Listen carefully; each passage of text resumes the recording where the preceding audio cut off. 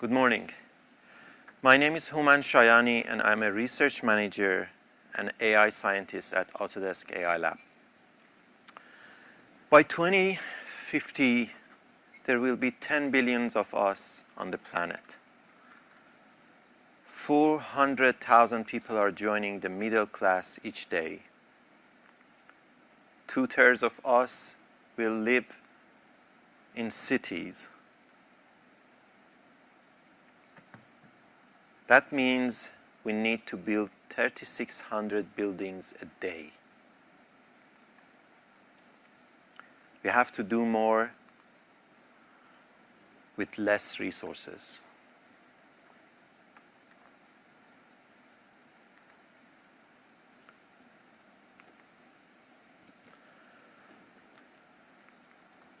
But currently, 30% of global waste comes from the construction.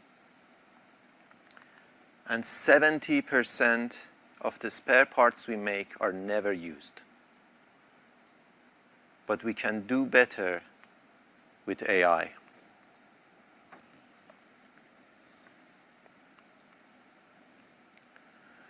At Autodesk, we help our customers to design and make everything from smart cars to skyscrapers, from bridges to blockbuster movies. We want to help creators and innovators to make buildings and cars with less environmental impact and movies with more emotional impact. Our tools automate how things are imagined and designed in the digital world and how they are made in the physical world. Inside Autodesk at the AI Lab, we think about the future of design and creativity, trying to use deep learning to solve design, manufacturing, architecture, and construction problems. In this talk, I'd like to briefly tell you about a few examples of how we use deep learning to this end. A few years ago, when explaining my job to a senior VP, he said, "So basically, you're trying to make the Iron Man's design and manufacturing experience." And in a way, that's not far from the truth. It used to be sci-fi, but much has changed since. The emergence of large foundation models such as CLIP and GPT-3 that has led to text-to-image models such as OpenAI's DALL-E 2, Imagine from Google, and Make a Scene from Meta. And recently, Midjourney and Stable Diffusion have elevated our interaction with AI to a semantic level. And we ask ourselves, what if we can generate 3D shapes from text prompts? The first piece of research I'd like to tell you about is a step towards exactly that. The idea of ClipForge is for the user to describe an object in natural language and for the machine to generate the 3D shape for that. But unlike image datasets, there is no huge public dataset of 3D shapes that are paired with accurate text descriptions. We also don't want to wait ages for the input shape to optimize with the clip gradients. That's how the competitor method works. We also want to generate diverse shapes in different formats. The high-level description of the method is to render 3D shapes into images that are fed into CLIP image encoder. The CLIP embedding conditions a normalizing flow that is trained to generate a 3D shape embedding from a Gaussian. An autoencoder then generates the 3D shape from that embedding. At the inference time, we feed the CLIP text embedding into the normalizing flow to generate the 3D shape. We have two stages for training the model. In the first stage, we train an autoencoder to reconstruct voxel representations of the 3D shapes, which gives us a shape embedding E for each shape and a pre-trained decoder that generates shapes from it. In the second stage, we feed renderings of a 3D shape from different views into clip image encoder and use the clip embeddings to condition a normalizing flow model that is trained to generate the shape embedding for that shape from a Gaussian. At inference time, we feed the user text prompt into clip text encoder and use the text embedding instead as the condition for the normalizing flow to generate the shape embedding. Then it's used to generate the shape using the pre-trained decoder. Our model can successfully generate shapes across categories for different text prompts, which include common names and category-specific queries. Our method is also successful in generating specific shapes in subcategories, as you can see in the car and plane categories here. Another advantage of our model is that it can generate shapes based on attributes, such as thickness and shape type. Also, our model can generate multiple shapes given the same text prompt. This method can allow shape interpolations between text prompts.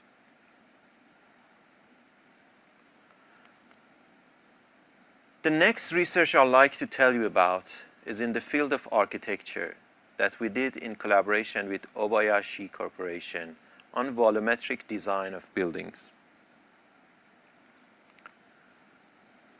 The most relevant prior work is HouseScan, which takes a bubble diagram as input and generates 2D single floor plans. A bubble diagram shows how different rooms and spaces are connected. However, HouseScan's raw output is made of image masks with many overlaps and no clean edges and corners, whereas professional architects design floor plans that align with specific space partitions. Volumetric design is the first and critical step of an architectural design project, especially for commercial buildings. It's used for the architect to explore rough ideas and communicate with the client before designing the details of the building. The volumetric design process starts with a site, which is a piece of land provided by the client. Next, the architect will apply the local building codes such as the sunlight and height restrictions to form a 3D design space. Also, by considering the requirements, the architect will calculate the allowable total floor area and the ratio of each program type, that is room type. For example, 60% of the floor area must be the office and so on. Based on the design space, floor area ratio, and program ratio, the architect will then draw a bubble diagram, which is a graph representing how rooms of different program types are allocated and connected. For example, if the corridor is connected with a restroom, it means a person can walk from the corridor to the restroom through a door.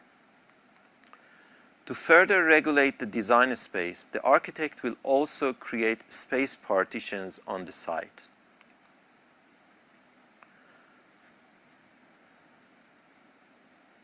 Finally, with all the information, the architect will design the volume and floor plans of the building.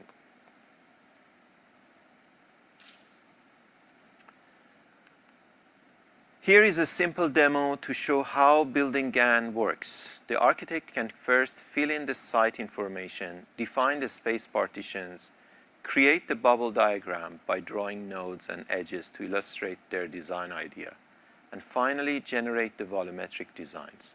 Once the design options are generated, the user can browse the different results, generate a new batch of designs, check the floor plans, or loop back to modify the bubble diagram until the best design is created. We represent the input conditions including program ratio, floor area ratio, and bubble diagram as a hierarchical graph called program graph. Also, we see each partitioned cell as a node and represent the design space as another graph called voxel graph. After defining the program graph and voxel graph, the volumetric design problem becomes picking a program node for each voxel node.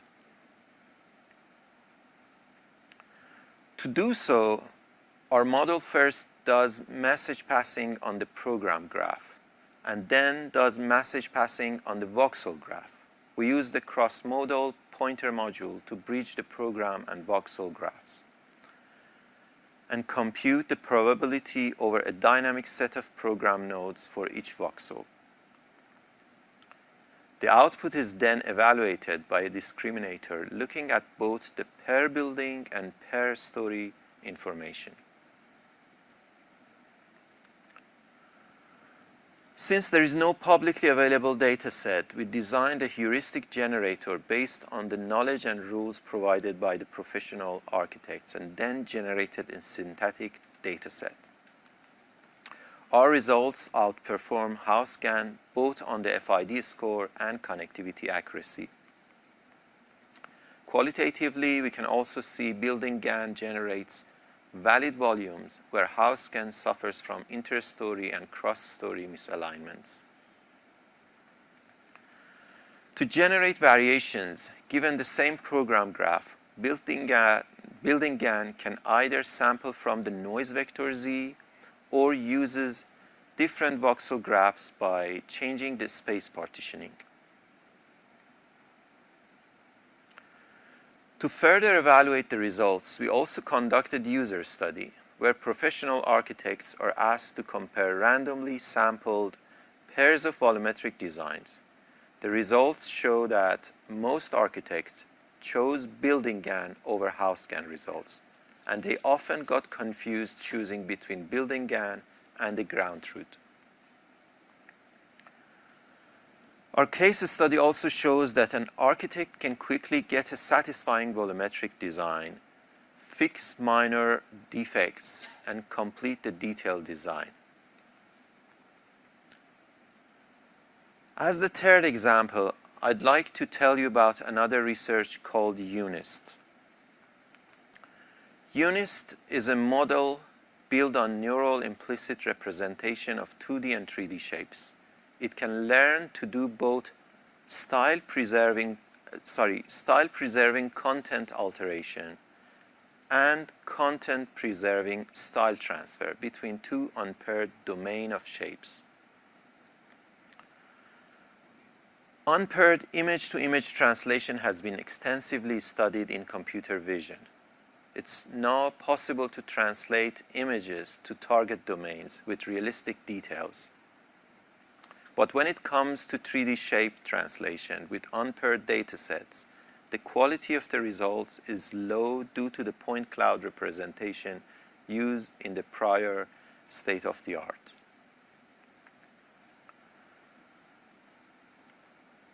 In these two examples, the solid letter is translated to dotted letter, and chair without armrest is translated to chair with armrest.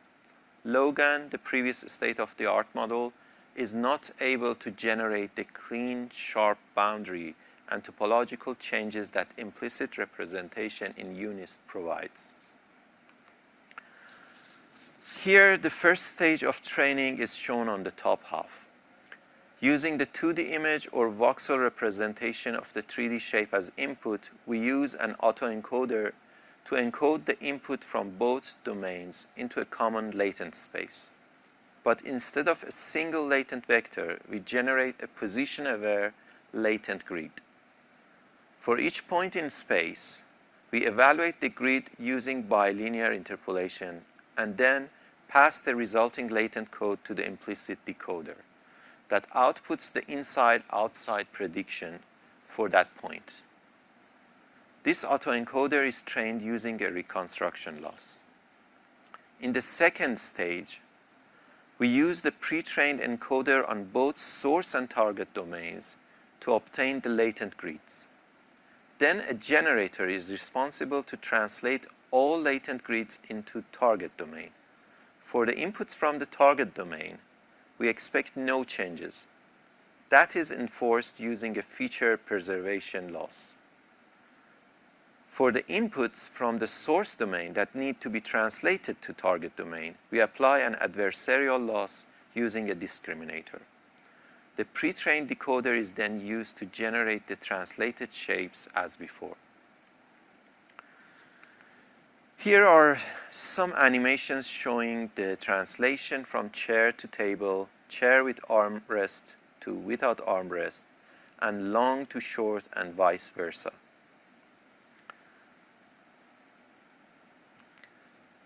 Comparisons with the previous state of the art here shows the quality and power of the implicit representation and position-aware latent grid for this task.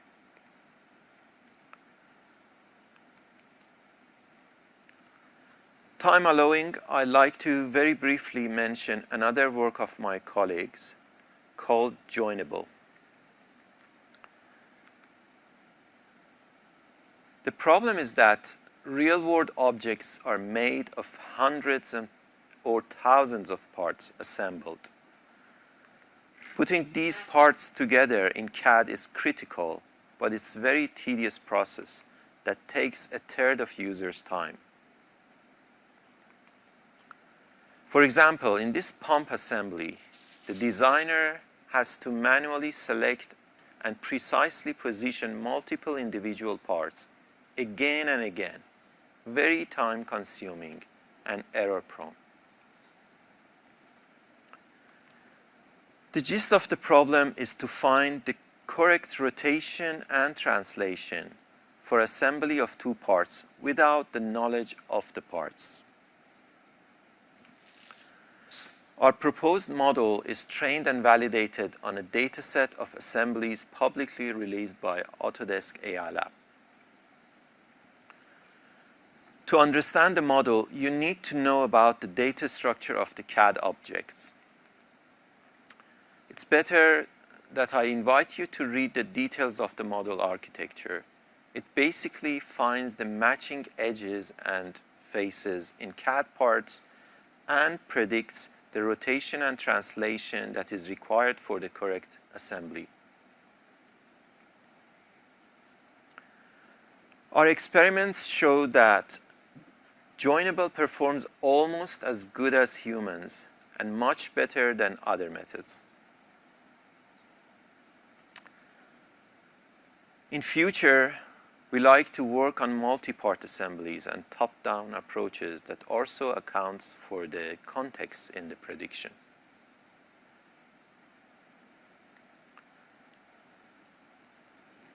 We believe that every repetitive and mundane task that AI eliminates from creators' workflows gives them more time to focus on creativity and sustainability.